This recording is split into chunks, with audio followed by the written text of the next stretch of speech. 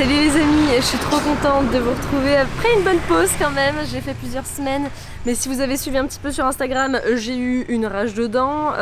Du coup j'ai enchaîné après avec le contre-coup des antibiotiques et tout ça, donc ça n'a pas été très drôle, on va dire, mon retour en France finalement. J'ai adoré le Vietnam, je vous en parlerai mieux je pense d'une autre manière, on verra, parce que j'ai envie d'y retourner vu que j'ai pas pu profiter à fond. Me voilà maintenant de retour à Bali, donc pour vous ça n'a pas bien changé de ma dernière vidéo, mais aujourd'hui ce que j'ai envie de faire, c'est plutôt de vous parler quand même de mon bilan et de ce que j'ai appris en 2019 et de ce dont je rêve pour 2020 et pour les prochaines années. J'ai d'ailleurs un workshop à midi avec une amie normalement sur ça, sur comment faire son vision board de l'année 2020. C'est parti, d'abord on commence la journée comme d'habitude avec un bon petit déj dans un de mes cafés préférés. Là je vais aller dans un café où je suis pas allée depuis un moment, je vous emmène avec moi.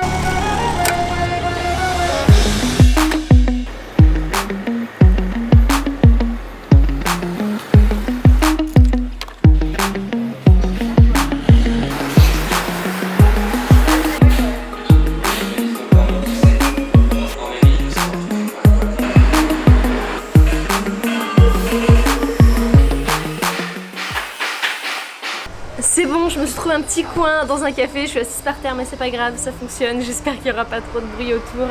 Mais j'ai envie de vous parler, comme je vous disais, des leçons que j'ai apprises en 2019. En sachant que du coup j'ai commencé l'année, si vous me suivez depuis ce moment-là, assez déprimée au final. J'étais dans un job que je n'aimais pas. Je m'étais un petit peu perdue sur mon chemin, donc j'ai commencé l'année, mon corps m'a fait comprendre que vraiment j'étais pas là où il fallait que je sois. Pendant les 2 premières semaines en fait de janvier, j'arrivais plus à manger. J'étais incapable d'avaler, je sais pas pourquoi, voilà, c'était, clairement c'était psychologique, à chaque fois j'y pensais, je me disais putain est-ce que je vais pouvoir manger ou pas, et j'arrivais pas à avaler, c'était assez hardcore. Moi quand mon corps commence à me parler, là pour le coup je dis non mais là c'est bon, j'ai eu les signes qu'il me faut, je crois qu'il faut que je m'écoute pour de vrai, même si c'était très difficile parce que je travaillais avec de la famille et que c'était quand même un emploi qui était très bien payé, un emploi en plus où j'avais du temps pour moi et que j'étais indépendante, enfin vraiment tout était génial, c'est juste que profondément ça ne me correspondait pas. J'ai quand même décidé de quitter ce CDI là et de partir de nouveau complètement à l'aventure et de me remettre à mon compte. Et depuis, on va dire que c'est un peu les montagnes russes aussi, donc ça fait quand même depuis avril déjà que je me suis lancée à mon compte. J'ai testé plein de trucs différents. Ça a été vraiment pas facile en fait de trouver ce qui me correspond et ce qui me va. J'avais déjà fait l'expérience avant de trouver des jobs justement il y a 2 ans. Quand on est multi-passionné comme moi, c'est pas toujours facile en fait de se décider, et là je crois que j'arrive finalement en 2020 avec une vision plus claire. J'ai plusieurs axes des choses que je veux faire, mais au moins ces axes-là sont assez clairs et c'est plus tout flouté comme avant. Donc voilà pour un mini résumé de ce qui s'est passé d'ici là. Entre temps j'ai aussi déménagé à Barcelone, j'aimais bien mais j'ai pas trouvé la communauté que j'espérais et j'avais encore envie de partir beaucoup plus loin et envie d'exotisme, et du coup je me suis décidée à déménager à Bali, là où je suis en ce moment et depuis septembre, mais avec un petit retour en France pendant les fêtes. Donc voilà. La première leçon forcément que j'ai apprise par rapport à ce petit bout d'histoire que je vous ai raconté, c'est juste de toujours écouter son corps et son cœur. Parce que clairement du coup pendant la période où j'étais pas alignée avec moi, avec mes valeurs, et que je faisais des choses qui me correspondaient pas, j'étais juste éteinte. Et quand on est éteint comme ça en fait on fait du bien à personne autour de nous, c'est même plutôt le contraire. Donc ça sert à rien à la fois pour soi et pour les autres. Donc vraiment, je sais que c'est pas facile de prendre des grosses décisions comme ça, mais quand ça en vient au corps en plus, ça veut vraiment dire que là on a atteint un stade où il faut agir. Dans notre société, il y en a de plus en plus qui font des burn-out, il y en a de plus en plus qui se retrouvent dans des choses qui pour eux n'ont pas de sens et qui pensent qu'il n'y a pas d'issue, mais moi je suis convaincue qu'il y en a, je suis en train de le prouver, j'espère continuer à le faire, prouver qu'on peut suivre son cœur, trouver un métier qui nous correspond. Il n'y a jamais un métier qui est parfait, il n'y a jamais un métier où tout sera exactement comme on veut et on fera aucune des choses qui ne nous plaît pas, ça n'existe pas. Et il y a forcément des contraintes. Moi en choisissant d'être entrepreneur, il y a quand même énormément de contraintes. Le plus important c'est juste de sentir qu'on est soi et qu'on fait quelque chose qui est aligné avec soi-même et pas par rapport aux attentes de quelqu'un d'autre, de sa famille, de ses amis, de la société et tout ça.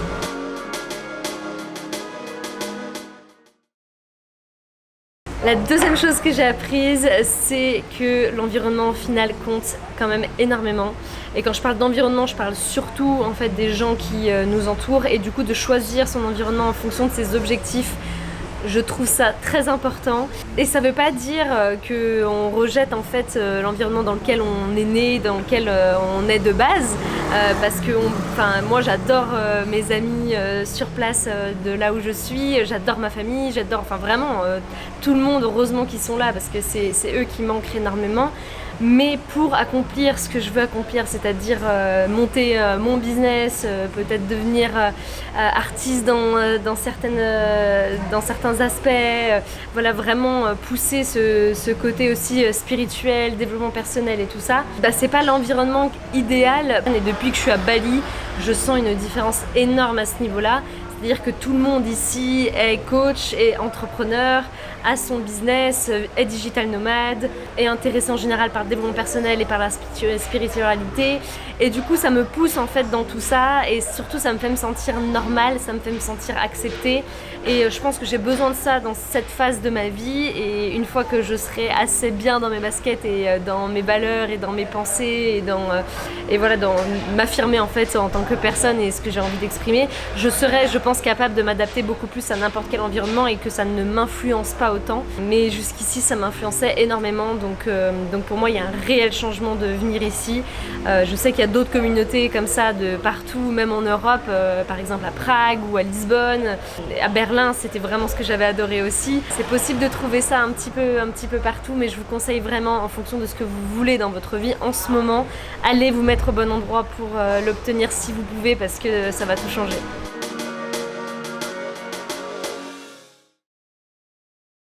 La troisième chose que j'ai appris cette année, c'est d'apprendre à dire non. C'est justement d'être de mieux en mieux avec qui je suis, avec ce que je veux dans ma vie, avec ce que je veux accomplir, avec mes rêves et tout ça, pour pouvoir repérer les opportunités que j'ai envie de poursuivre et celles que je n'ai pas envie de poursuivre. C'est très difficile des fois parce que du coup, il y a des choses qui viennent sur notre chemin qui semblent, on va dire pour tout le monde, une super idée et que ce serait débile de refuser ça. Mais tant qu'encore une fois c'est pas aligné avec soi, on perd son temps à faire ça, on se perd dedans et ça sert à rien. C'est comme je vous dis, mon opportunité au final de travailler en Suisse était géniale sur tous les points et il y a sûrement plein de gens d'entre vous et dans le monde qui adoreraient faire ce que j'ai fait. Mais pour moi, c'était juste pas ce qui me correspondait et du coup, ça servait à rien de poursuivre là-dedans. Donc il valait mieux que je fasse autrement, même si ça voulait dire galérer plus avec les thunes, même si ça voulait dire galérer plus tout simplement, on va dire dans ma vie professionnelle, parce qu'il faut tout que j'apprenne toute seule. Mais c'est apprendre à dire non à ce qu'on sait qui n'est pas juste pour nous, même si c'est difficile, pour pouvoir accueillir, avoir l'espace d'accueillir ce qui est bon. Ça peut aussi marcher pour les relations, ça peut aussi marcher pour sa vie perso à tous les niveaux en fait. Si on n'a pas l'espace d'accueillir ce qu'on veut vraiment, ça n'arrivera pas, donc il faut d'abord faire l'espace.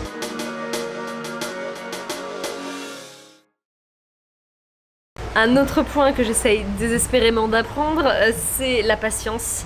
Parce que justement, quand on est à son compte, tout prend beaucoup plus de temps que ce qu'on aimerait. On imagine pouvoir faire des choses en 1 mois, 2 mois, et en fait ça en prend 6. Encore une fois, en fait, le temps que ça prend déjà d'être clair dans sa tête pour ce qu'on veut faire et ce qu'on veut poursuivre, ça prend déjà énormément de temps. On est tout seul constamment en fait avec ses pensées et avec ses doutes et avec ses résistances et ses obstacles. Du coup, forcément, c'est des choses qu'il faut déjà passer toute cette étape-là avant d'arriver à passer à l'action. Par contre, quand on rentre dans la phase de passer à l'action, là, c'est génial parce qu'on sent que les choses s'enclenchent, on sent qu'on avance. Et là, je sens que je suis rentrée maintenant dans cette phase-là, mais il m'a fallu énormément de temps. Et du coup, maintenant, j'ai l'impression que rien ne va assez vite. J'ai l'impression d'être en retard. J'ai l'impression que les gens me jugent parce qu'ils savent que ça fait justement plusieurs mois que je me suis lancée et que pourtant, il n'y a pas encore quelque chose de très concret derrière. Enfin, ça commence, mais voilà, à moitié. Et je me sens tout le temps sous pression, en fait, d'aller plus vite, de faire plus. Et ça rend ouf, en fait. Et je m'en mets le doigt dans l'œil. Ça rend ouf. Et c'est vraiment pas bien de rester dans cet état d'esprit là, parce que c'est souvent ce qui fait, je pense, qu'on lâche. C'est ce qui a fait que j'ai lâché la première fois et que j'ai trouvé des jobs, même si j'ai pas regretté parce que j'ai appris plein de choses. Je sais que c'est parce que j'ai été submergée par toutes mes peurs, et c'est normal d'avoir 15 milliards de peurs, de réussir à se soutenir entièrement, être autonome financièrement, entrepreneur et tout ça, c'est quand même un sacré challenge, plus que ce qu'on le fait croire en général. Donc j'essaye d'apprendre à être patiente avec moi-même, à avoir plus de compassion envers moi-même, sans pour autant me laisser aller ou quoi que ce soit. Je bosse comme une malade vraiment, mais d'être ok avec le fait que en fait j'ai fait plein de trucs pour rien, parce que j'avais besoin de les faire pour me dire que en fait c'était pas là qu'il fallait que j'aille, et que toutes ces fois où j'ai échoué m'amènent en fait de plus en plus vers le bon chemin, et en fait il faut croire en soi, parce que sinon on lâche très très tôt, et c'est dommage.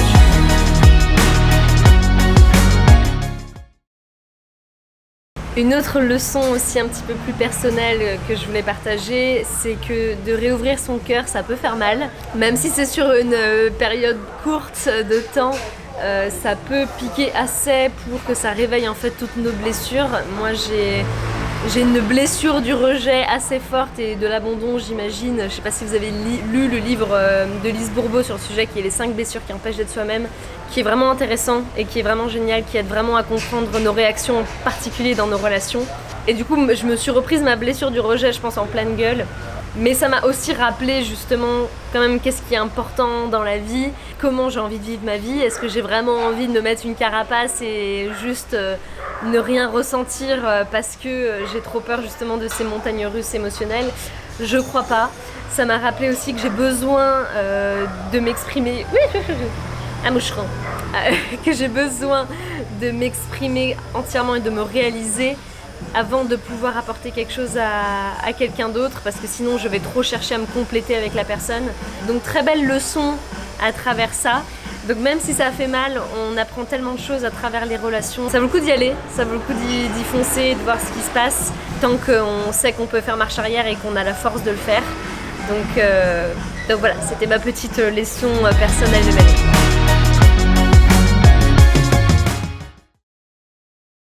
Et finalement, la dernière chose dont j'ai été vraiment rappelée en fin d'année avec ma rage de dents et justement et tout le bordel santé que j'ai eu et que je continue un petit peu à avoir, que j'espère pouvoir soigner complètement bientôt, c'est de ne jamais oublier d'être reconnaissante pour mon corps, d'avoir 2 bras, d'avoir 2 jambes, de pouvoir parler, de pouvoir respirer, de pouvoir manger, de pouvoir avoir les goûts dans ma bouche, de pouvoir rire, de pouvoir courir, de pouvoir juste en fait être un humain fonctionnel entièrement, et avoir la santé. C'est vraiment ce qui est le plus important, parce que j'étais au Vietnam avec une rage de dents. Croyez-moi, vous avez beau avoir les paysages les plus ouf de tout l'univers, si vous n'avez pas la santé, vous en profitez pas. Donc ne jamais oublier d'être dans la gratitude, que ce soit pour ce que je fais dans ma vie, pour les gens qui m'entourent et pour mon corps et cette enveloppe qui prend soin de moi et qui me fait traverser cette vie. Donc voilà les amis, c'était tout pour mes leçons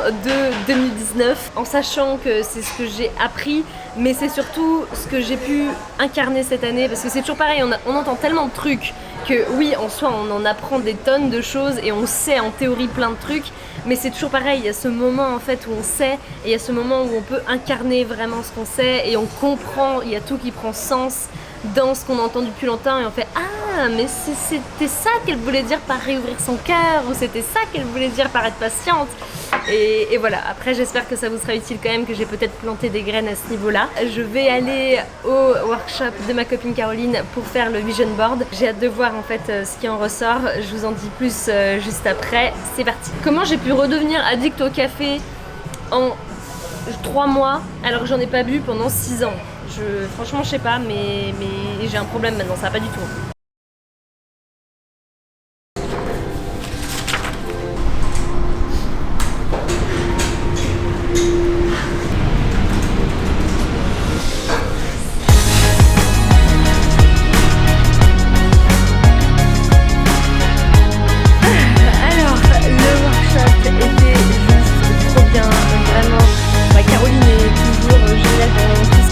Pour l'instant, chaque fois que j'ai fait, que ce soit le life mapping avec elle, qui est une des sessions qu'elle propose, ou là ce workshop, à chaque fois j'adore. Donc je vous conseille vraiment d'aller voir ce qu'elle fait si vous êtes intéressé. Et surtout, je l'ai invitée à venir sur cette chaîne pour vous faire on va dire ce workshop, mais en version miniature, comment visualiser son année 2020, comment créer son vision board. Elle a accepté, donc j'ai hâte de faire cette vidéo avec elle et de vous présenter ça. Moi, ça m'a fait beaucoup de bien de remettre à plat ce que j'ai envie d'accomplir en 2020. Ce qui en ressort, je ne vais pas vous dire des objectifs très précis.